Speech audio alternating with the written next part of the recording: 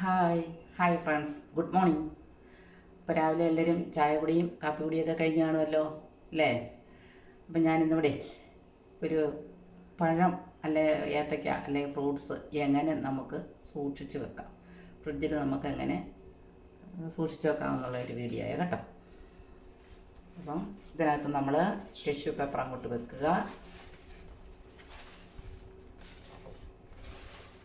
Tissue paper വെച്ചതിന് ശേഷം നല്ല ഞാലിപ്പൂമ്പഴം കേട്ടോ.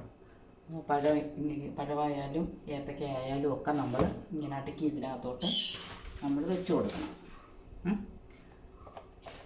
കണ്ടില്ലേ, ഏത്തപ്പഴം എന്നാൽ നല്ലോണം പഴുത്തതാണ്. എന്നിട്ട് ഞാൻ വെക്കുക, ഇതിനകത്തോട്ട് നമ്മളിങ്ങനെ വെച്ച് കൊടുക്കുക. എന്നിട്ട് നമ്മൾ വീണ്ടും ഇതേപോലെ തന്നെ ടിഷ്യൂ പേപ്പർ ഇട്ട് നമ്മൾ നല്ല കനത്ത ടിഷ്യൂ പേപ്പർ അങ്ങോട്ട് ഇട്ട് കൊടുക്കണം കേട്ടോ. ഇതുപോലെ നമ്മൾ ടിഷ്യൂ പേപ്പർ ഇട്ട് ഇതിനെ അങ്ങോട്ട് മൂടി വെക്കുക.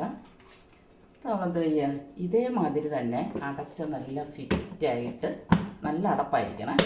അപ്പം ഇങ്ങനെ അങ്ങോട്ട് അടച്ചിട്ട് നമ്മൾ ഫ്രിഡ്ജിൽ സൂക്ഷിച്ച് കയറ്റി വെച്ച് കഴിഞ്ഞാൽ നമുക്ക് 3 ആഴ്ച 4 ആഴ്ച എന്ന് പറഞ്ഞാൽ 1 മാസം വരെയൊക്കെ എനിക്കിരുന്നിട്ടുണ്ട്.